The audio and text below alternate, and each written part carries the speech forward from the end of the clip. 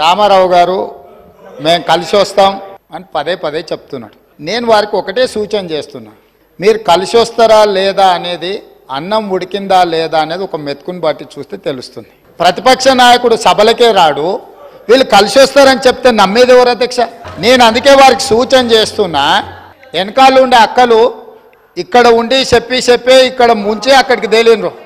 ఆ అక్కల మాటలు విన్నాడు అనుకో జూబ్లీ బస్టాండ్లో కూర్చోవాల్సి వస్తుంది అధ్యక్ష. ఒక్క మహిళకు కూడా మంత్రి పదవి ఇవ్వలేదు అధ్యక్ష. 5 సంవత్సరాలు ఒక్క మహిళకు కూడా మంత్రి పదవి ఇవ్వకుండా ఈ ప్రభుత్వాన్ని, ఆనాడు ప్రభుత్వాన్ని నడిపి ఈ రోజు వచ్చి మైనారిటీలకు ఇవ్వలేదని ముసలి కన్నీరు గారుస్తారు అధ్యక్ష. కాబట్టి దయచేసి అన్ని విషయాలు మాకు తెలుసు. గౌరవ ముఖ్యమంత్రి గారు ముఖ్యమంత్రి అయిన తర్వాత కేసీఆర్ ఇంటి మీద వాళ్ళ కాకినా ఇంటి మీద వాళ్ళతో కాల్ చేస్తాడు. ఎంతమంది ఉన్నారు అధ్యక్ష? ఇప్పుడు అక్కడ ఎందుకు చేర్చుకున్నారు అధ్యక్ష?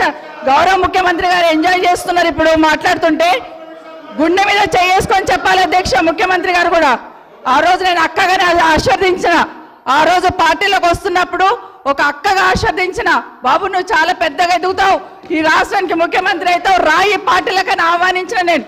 ఈ రోజు మరి నన్నెందుకు కక్ష తీర్చుకుంటున్నాడు నాకు అర్థమైతలేదు. ప్రతిసారి ప్రతి అసెంబ్లీలో ఒక్క నిమిషం ఆగండి చెప్పనియండి.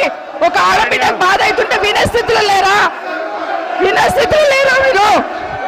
ఎందుకు నన్ను టార్గెట్ చేసిండు? మాట్లాడి చెప్పండి అధ్యక్ష, ముందు కంట్రోల్లో పెట్టండి అధ్యక్ష. నీ వెనక కూర్చున్న అక్కలను నమ్ముకోవద్దు, మోసం చేస్తున్నాడు. ఏం మోసం చేసినాం అధ్యక్ష? ఏం ముంచినాం అధ్యక్ష? ఈయనను ముంచినాం అధ్యక్ష.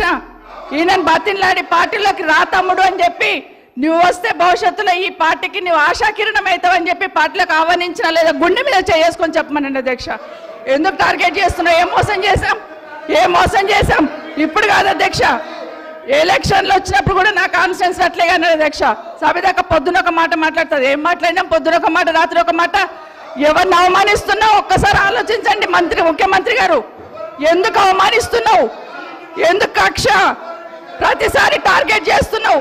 ఈరోజు ఏం మోసం చేసినాం? మేము ఆడబిడ్డలం, విత్డ్రా చేసుకోవాలి అధ్యక్ష.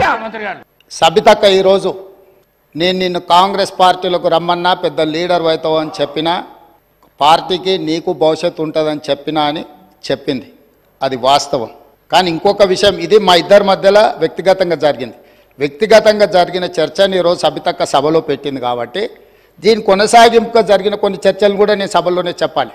వారి మాట విశ్వసించి, సొంత అక్కగానే భావించి, కుటుంబ సంబంధాల నేపథ్యంలో, ఇతర రాజకీయ పరిణామాల నేపథ్యంలో నేను కాంగ్రెస్ పార్టీలో, నేను కొడంగల్ శాసనసభలో ఓడిపోయిన తర్వాత 2019 పార్లమెంట్ ఎన్నికలు వచ్చినప్పుడు కాంగ్రెస్ పార్టీ నన్ను పార్లమెంటుకు పోటీ చేయమని అన్నప్పుడు ఇదే సబితక్క ఇంటికి వెళ్ళి, ఇదే సబితక్క నన్ను పిలిచి, నువ్వు మల్కాజ్గిరి పార్లమెంట్లో పోటీ చేయి, ఎన్నికల్లో నీకు అండగా నిలబడతా అని నాకు